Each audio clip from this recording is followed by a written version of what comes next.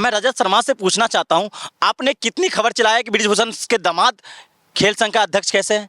आपने कितने खबर चलाए जैसा के खिलाफ कि जैसा बीसीसीआई के सेक्रेटरी कैसे है?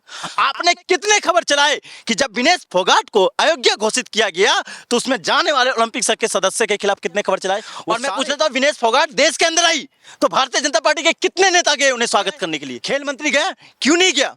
ये सवाल नहीं बनता क्या? और दूसरी तरफ उसी खिलाड़ी को राजनीति का आरोप लगा देते हो। आपको पता है गुजरात को आपने 607 करोड़ का बजट दिया और वहां से बस एक खिलाड़ी प्रतिनिधित्व करा। क्या आपने नरेंद्र मोदी स्टेडियम बनाने के लिए खेल बजट दिया था?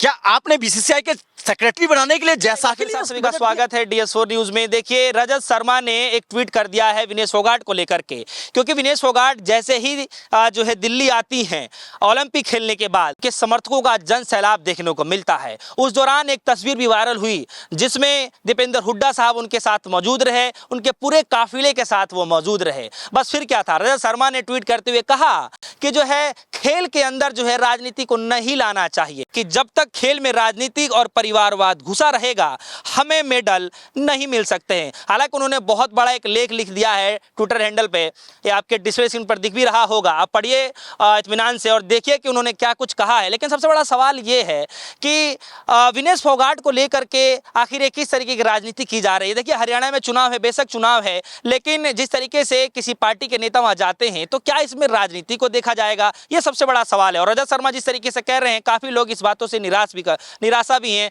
और आपत्ति भी जाहिर कर रहे हैं कि रजत शर्मा के बोलने के पीछे का क्या मकसद हो सकता है उसके अंदर। आप इसको कैसे देख रहे हैं? देखिए, ये पहली बार ट्वीट नहीं है।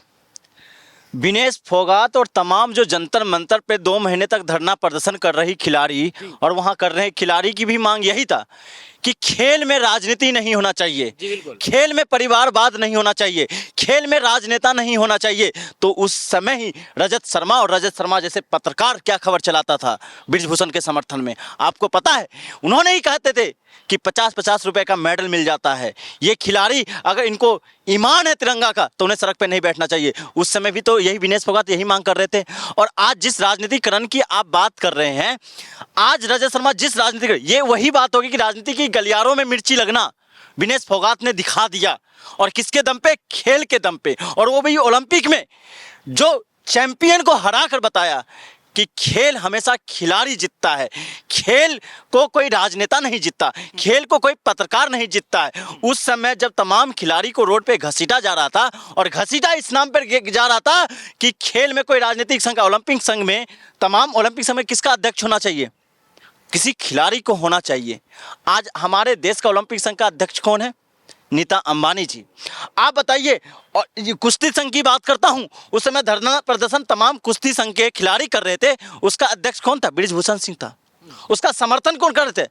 रजत शर्मा और उनके जैसे तमाम पत्रकार कर रहे थे। क्या उस समय उन्हें याद नहीं आया कि राजनीति में खेल हो रहा है? और मैं पूछना चाहता हूं, आप किस राजनीतिकरण की बात कर रहे हैं? उस दीपेंद्र हुड्डा का बात कर रहे हैं, जिस दीपेंद्र हुड्डा ने उस समय जब खिलाड़ी धरना प्रदर्शन को मजबूर थे तो हरियाणा के तमाम राजनेता दीपेंद्र हुड्डा वहां मौजूद थे, चंद्रशेखर रावण मौजूद था, अरविंद केजरीवाल जी भी गए थे, लेकिन उस समय आपको राजनीति नहीं दिखा था? नहीं, मेरा सवाल ये है कि ये आरोप तो जब धरना पे बैठे थे तब भी लगाया जा रहा था कि किसी पार्टी के द्वारा ये पीछे से सुनियोजित है, वो पीछे से जो है सह मिल रहा है, इसीलिए उनको जो बैठा करके सामने ढाल बनाया जा रहा है, और अभी भी वही राग लापे जा रहे हैं। सुनिए, आप कह रहे थे कि इस धरना प्रदर्शन राजनीति के अखाड़े में किया गया था, जबकि वो कह रहे थे कि खेल के अंदर राजनीति होना चाहिए। आज भी यही बात कह रहे हैं। तो सबसे पहला बयान किसका है आपको पता है? खेल मंत्री का है। और किसका? मांडविया साहब का है। आपने देखा था कि विनेश फोगाट अगर ओलंपिक में अगर गई है तो भारत सरकार और खेल मंत्री के बदौलत गई है। और उसके ऊपर यहाँ तक इन्होंने कहते बजट की बात करी कि 70-75 लाख खेल मंत्री और भारत सरकार ने खर्च किया। क्या वो अपने जेब से दे रहे थे? और उसके बाद उन्होंने भी, हरियाणा के खेल मंत्री ने क्या बयान दिया? संजय सिंह ने, उन्होंने ये कहा कि अगर विनेश फोगाट वहाँ गोल्ड मेडल नहीं लेती है तो यहाँ आएगी तो उसे लोकसभा भेजने का काम भाजपा सरकार करेगी और भाजपा की पार्टी करेगी। क्या ये राजनीतिकरण नहीं था क्या? और मैं पूछ लेता हूं, विनेश फोगाट देश के अंदर आई तो भारतीय जनता पार्टी के कितने नेता गए उन्हें स्वागत करने के लिए? क्यों नहीं गए? क्या तिरंगा का मान देश का मान नहीं है क्या? और राजनीतिकरण मैं कहता हूं, ये बताइए भारत का मान कौन बढ़ाता है? एक तरफ क्रिकेट के अंदर जहां 8-10 टीमें हैं, देश जो बड़े देश हैं वही है, और एक तरफ सैकड़ों देश हैं, वहां जीत के आती है, उनका स्वागत के लिए भारत सरकार नहीं आती है। एक तरफ क्रिकेट के लिए मुंबई का सारा सारा ग्राउंड भर जाता है, दूसरी तरफ हमारे ओलंपिक में जीतने वाले मेडल के साथ कितने सरकार के नेता आए, कितनी मंत्री आए, खेल मंत्री गया, क्यों नहीं गया, ये सवाल नहीं बनता क्या? और दूसरी तरफ उसी खिलाड़ी को राजनीति का आरोप लगा देते हो। एक तरफ मैं कहता हूं क्रिकेट में उसका सिलेक्शन होता है जिसका राजनीतिक अखियारे में संरक्षण होता है, और दूसरी तरफ बिना संरक्षण, सरकार के संरक्षण से खेल में जाते हैं और अपना मान बढ़ाता है, और उसको कहते हो कि यहाँ पे खेल के अंदर राजनीतिकरण हो रहा है। अच्छा, एक बात बताइए कि क्या राजनीति और ये खेल की दुनिया आपको नहीं लगता कि अलग अलग है? तो इसमें एक दूसरे को क्यों जोड़ा जा रहा है? सुनिए, राजनीति और खेल की दुनिया अलग, बिल्कुल अलग है। राजनीति का काम है देश के नागरिकों को सशक्त करना, और खेल का काम है खेल के माध्यम से देश का मान बढ़ाना, गौरव बढ़ाना, तिरंगा का मान बढ़ाना, और अपने जो फिजिकल फिटनेस को स्थापित करना दुनिया के अंदर। लेकिन आज हो क्या रहा है? आज आपको पता है पूरे भारत में, पूरी दुनिया में जाना जाता है हरियाणा प्रदेश खेल के लिए जाना जाता है जी। मैं पूछना चाहता हूं आपसे ही पत्रकार महोदय, जी, बिल्कुल। खेलो इंडिया के तहत उस समय के खेल मंत्री ने कितने बजट हरियाणा सरकार को दिया? क्या उस समय हरियाणा सरकार ने विरोध जताया था? नहीं जताया था। हरियाणा की विपक्ष ने विरोध जताया था। क्या वो राजनीतिकरण था? और सबसे ज्यादा खिलाड़ी कौन से प्रदेश से गया है? हरियाणा से गया है। सबसे ज्यादा मेडल ओलंपिक में कौन से प्रदेश से लाया गया है? हरियाणा से लाया गया है। और आपने हरियाणा को बजट क्या दिया? बजट ऐसा दिया जो कहते हैं कि एक छौंक लगाने का काम किया। आपको पता है गुजरात को आपने 607 करोड़ का बजट दिया, और वहां से बस एक खिलाड़ी प्रतिनिधित्व करा। उस खेल बजट का आपने किया क्या आपने नरेंद्र मोदी स्टेडियम बनाने के लिए खेल बजट दिया था? क्या आपने बीसीसीआई के सेक्रेटरी बनाने के लिए जैसा के लिए बजट दिया था? क्या आपने खेल बजट ये दिया कि अहमदाबाद का नाम हो? या खेल बजट होता है खिलाड़ियों के लिए? लेकिन जो रजत शर्मा जी कह रहे हैं, आपको नहीं लगता सुमित भाई कि जो है यकीनन जो है परिवारवाद या फिर जो है राजनीति जब खेल के बीच में आएंगी तो कहीं ना कहीं बीच में रुकावटें आएंगी मेडल लाने में? क्या आपको ऐसा नहीं लगता है? देखो, डिस्टर्बेंस तो होगा। बिल्कुल, खिलाड़ी का मांग भी यही है कि खेल के अंदर परिवारवाद, नेपोटिज्म ना चले। और मैं रजत शर्मा से पूछना चाहता हूं, आपने कितनी खबर चलाया कि ब्रिजभूषण के दामाद खेल संघ का अध्यक्ष कैसे है? आपने कितने खबर चलाए जैसा के खिलाफ कि जैसा बीसीसीआई के सेक्रेटरी कैसे है? आपने कितने खबर चलाए कि आपका ये तमाम जो इंडियन ओलंपिक संघ का नीता अंबानी को अध्यक्ष बनाया गया? आपने कितने खबर चलाए कि आप खेल संघ का प्रतिनिधित्व, ओलंपिक में जाने वाले प्रतिनिधित्व राजनीति से अखियारे से क्यों गया? आपने कितने खबर चलाए कि जब विनेश फोगाट को अयोग्य घोषित किया गया तो उसमें जाने वाले ओलंपिक संघ के सदस्य के खिलाफ कितने खबर चलाए? वो सारे खबर इसलिए नहीं चलाया रजत शर्मा ने, मैं खुली चुनौती देता हूं, इसलिए नहीं चलाया क्योंकि वो राजनीतिक गलियानों के असियारे अपना पत्रकारी जो जिंदगी है वो चला रहे। मैं इसलिए कहता हूं क्योंकि रजत शर्मा हो, चाहे सुधीर चौधरी, चाहे तमाम गोदी पत्रकार हो, उन्होंने बस खबर चलाया है, सरकार को कहां फायदा होता है। विनेश फोगाट ने उस दंगल के माध्यम से रजत शर्मा जैसे तमाम पत्रकार को एक मिर्ची लगाने का काम किया, उनके ईमान पे मिर्ची लगाने का काम किया कि आप जिस विनेश फोगाट के खिलाफ खबर चला रहे थे ना, जब मेडल की बात हो रही थी, तो उसने दुनिया में जीतकर यह बता दिया कि चैंपियन आखिर विनेश फोगाट ही है। आप राजनीतिकरण की बात करते हैं रजत शर्मा जी आज, तो मैं पूछना चाहता हूं कि आप हिम्मत जताते जब प्रधानमंत्री मोदी जी विनेश फोगाट जब कॉमनवेल्थ से चुनाव गोल्ड मेडल लेकर आती है, तब देश की बेटी कहती है, देश की बेटी कहकर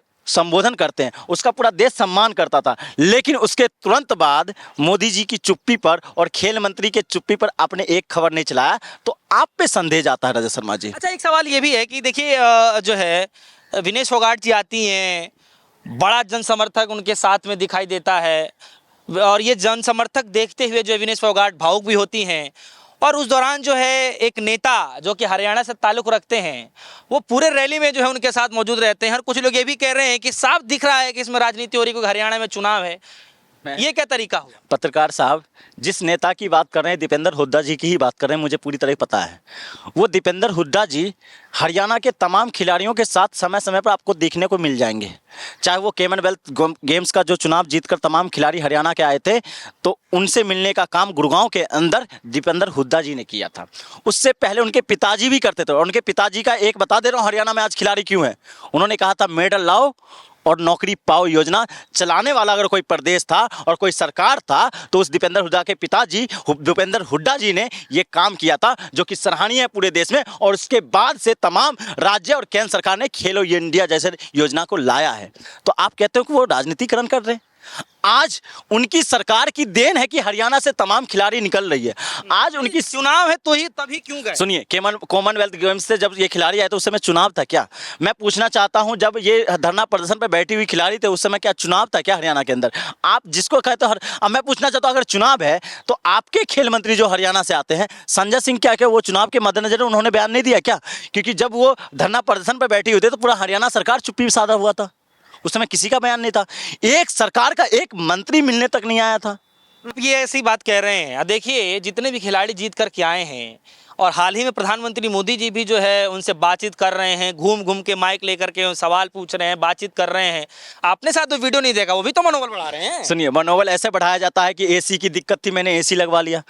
मनोबल ऐसे बढ़ाया जाता है कि वहाँ पे आपको रूम में रहने के लिए आपके पास वो कहते हैं मेस में आपके खाना बनाने के लिए कोई नहीं था तो हमने भेजा। ये मनोबल बढ़ाने का काम है।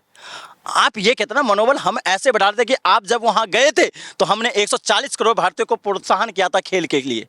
आप मनोबल ऐसे बढ़ाते ना, आप एक वहाँ गए तो हमने 1000 खिलाड़ियों को तैयार करने के लिए इस योजना पे काम किया।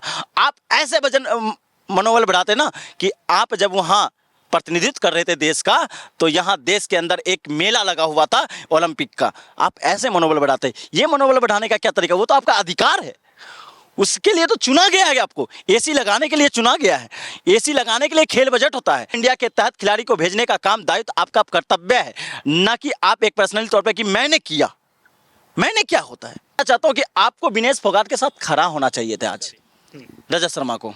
चलिए, बहुत बहुत शुक्रिया। हमारे साथ सुमित शर्मा जी मौजूद रहे और युवा साथी हैं, तो इसलिए हमने सोचा कि उनसे बात विचार किया जाए। रजत शर्मा को लेकर के लगातार जो है सोशल मीडिया पे ट्रेंड चलाया जा रहा है कि आखिर रजत शर्मा ने ऐसा जो है ट्वीट क्यों कर दिया। क्या वाकई में जो है खेल की दुनिया के अंदर में राजनीति की जा रही है? क्या मकसद है रजत शर्मा के इन बयानों का? चुनाव के अंदर इसमें क्या प्रभाव पड़ेगा, देखना बड़ा दिलचस्प होगा। फिलहाल के लिए दीजिए इजाजत, देखते हैं। धन्यवाद।